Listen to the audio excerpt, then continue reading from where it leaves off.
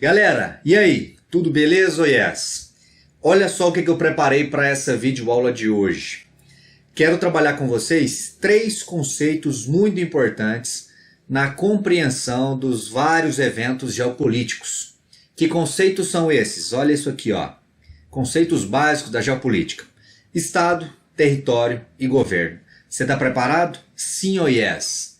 Arregala os olhos do lado de cá. Já deixa aí o like ou dislike. Deixa o like primeiro. Se ao final você não gostar, você coloca o dislike. E inscreve no canal se você ainda não fez isso, logicamente. Vamos lá então, meu povo. Ó. Primeira coisa, isso aqui é uma aula para o ensino básico. É voltada aí para alunos do ensino fundamental, alunos do ensino médio. Eu não vou ficar aqui discutindo esses conceitos de acordo com a visão do autor A, B, fulano, beltrano. Não quero fazer uma discussão acadêmica. A ideia aqui é permitir que estudantes do ensino básico tenham uma noção geral da definição de cada um desses conceitos, para que, por consequência, eles possam compreender melhor os eventos geopolíticos mundiais. Joia, joia? Beleza? Então vamos lá, ó. Primeiro dos conceitos, o conceito de Estado. Estado aqui, no contexto da geopolítica, é o Estado com letra maiúscula, hein? Como que podemos definir de maneira muito simples o conceito de Estado? Olha o que eu coloquei para vocês. Estado, conjunto das instituições responsáveis pela administração de um território onde vive uma nação. Ou seja, galera, vamos tomar como exemplo o nosso país, o Brasil. Se pensarmos no Brasil, o Brasil é um Estado. Sim, ele é constituído também por um Estado. Quem compõe o Estado brasileiro? As inúmeras instituições que formam o nosso país. Quando eu falo instituições, você deve se lembrar que elas estão organizadas em 3 grandes poderes. Lembra dessa divisão de poderes? Muito comum em democracias ocidentais, sobretudo após a Revolução Francesa. Divisão dos poderes, que é um conceito criado por Montesquieu. Você lembra disso, né?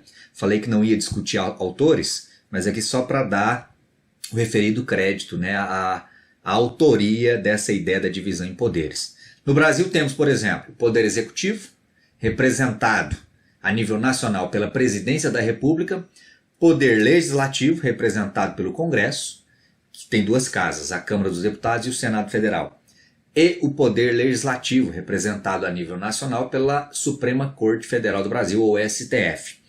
Essas instituições compõem o Estado brasileiro. Qual é a função destas instituições?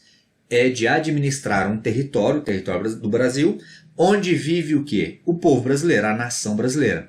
É por isso que, comumente, a palavra Estado, ela pode ser chamada também, ou pode-se utilizar a expressão Estado-nação, porque vive uma nação dentro desse Estado, onde há também um território delimitado por fronteiras, beleza? Por vezes, a expressão Estado, a expressão Estado-nação pode também ser usada como sinônimo de país. Jóia isso aí? Beleza? Não confundir Estado com governo, hein? Já já eu chego na definição de governo. Aguenta lá. Avança. Território. O que é um território, galera? Definição bem simples, ó. Vamos lá. Área delimitada por fronteiras, ou seja, um território ele tem limites, ele tem uma fronteira estabelecida. E essa área delimitada por uma fronteira está subordinada a um poder central. Quem vai exercer o poder central nesse território? O Estado. O Estado ali instituído. Beleza, beleza? Falamos de Estado, falamos de território.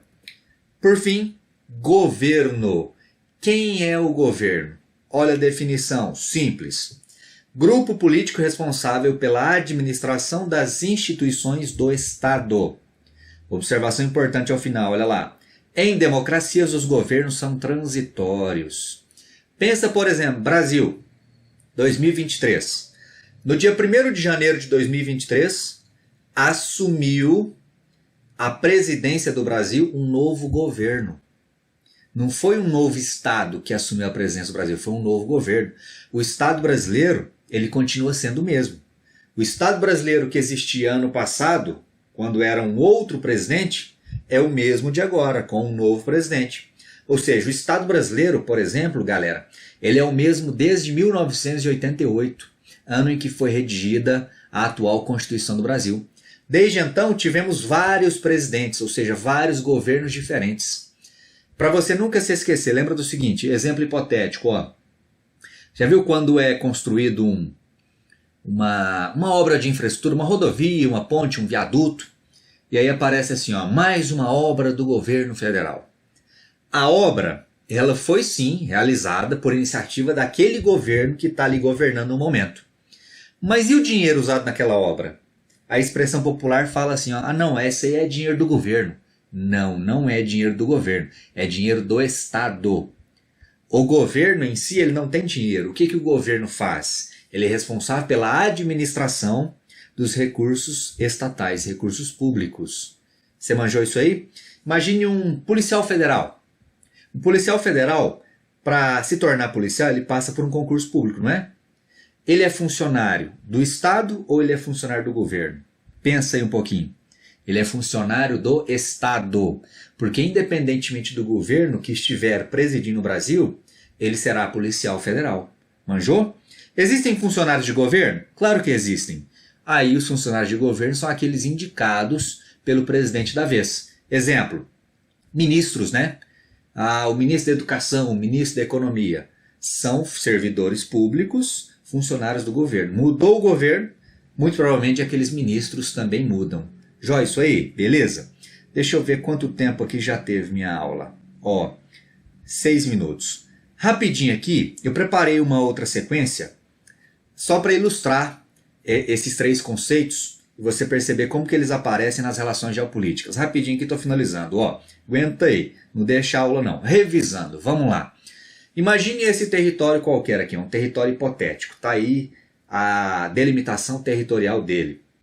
Nesse território tem um Estado e tem um governo. E existe a sua o quê? A sua população, a sua nação. Do lado tem um outro território, com sua fronteira, com seu Estado, com seu governo e com sua população.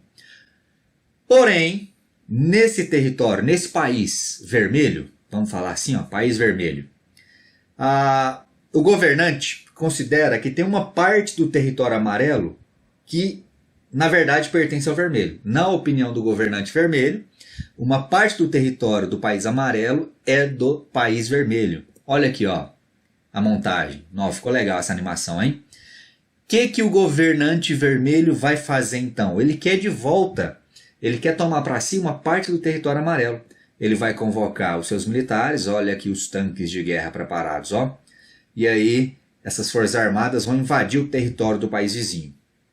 Ao invadir o outro território, ao violar a soberania territorial do outro país, o que você acha que vai acontecer, hein? O país amarelo, logicamente, não quer perder o território. Então o governante amarelo também vai pegar sua força militar e vai defender o território, vai ordenar a defesa. Quando um ataca e o outro contra-ataca, eclode uma guerra. Olha a guerra aí acontecendo entre os dois países, hein? Se bem que esse meu exemplo aqui lembra muito o caso, por exemplo, de um país que começa com a letra U e um outro país que começa com a letra R, R de Rus, alguma coisa. Você deve estar associando aí, né? Talvez o meu exemplo não seja tão hipotético assim. Está aqui um exemplo de como se dá a relação geopolítica entre estados e territórios. Olha um outro exemplo. Hipotético também, hein, galera? Tá aí o território, tem um estado, tem um governo e tem a sua população. Porém, imagine que no meio dessa população existe uma minoria. Olha a minoria aqui, ó, mudou de cor. Olha a minoria. Existe uma minoria que não se reconhece como sendo igual ou como tendo a mesma origem que o restante da população. Essa minoria também não reconhece esse governo nem esse estado. O que essa minoria pode buscar fazer então? Ó? Ela pode buscar a independência. Já ouviram falar de movimentos nacionalistas ou movimentos separatistas mundo afora? Tem vários, né? Poderia aqui citar vários exemplos, para ficar uns 2 ou 3. Lembra do movimento separatista do povo catalão lá na Espanha? Na Espanha tem também o movimento separatista do povo basco. Lá no Oriente Médio tem o movimento separatista dos curdos e por aí vai. São vários no mundo. O que é comum acontecer nestas situações? Quando um povo luta pela independência, o que o governo local, que chefia o Estado, vai fazer? Ele vai agir de modo a reprimir esse movimento separatista. Em alguns casos, essa repressão acaba terminando de que forma? Ela acaba com o movimento separatista, porém, leva também a genocídios. Já ocorreram genocídios ao longo da história? Minorias que queriam se separar e o Estado foi lá e reprimiu com violência? Claro que sim, né? Um dos mais famosos aí, no século XX, foi, por exemplo, o genocídio armênio, que aconteceu na Turquia. O então governo turco, para reprimir os armênios que queriam a separação, executou, matou milhares de pessoas. Na África, ainda hoje, século XXI, ocorrem muitos genocídios, mais ou menos conforme esse exemplo que eu estou te mostrando aqui. Vamos a uma outra situação hipotética. Olha o que pode acontecer também.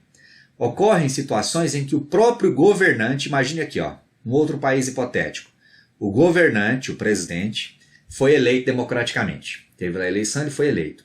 Mas aí o que ele faz? Olha a animação. Ele promove um golpe de Estado. Ele faz um autogolpe. E aí ele rompe, olha a animação que legal. Ele rompe com aquela estrutura estatal vigente. Quando o governante da ocasião rompe com a estrutura estatal vigente, cria-se um novo quê? Um novo Estado. Normalmente, quando isso acontece, surge uma ditadura, surge um governo ditatorial. Exemplos recentes em que isso ocorreu. Venezuela, nossa vizinha aqui na América do Sul. A Rússia também se enquadra nesse modelo, galera.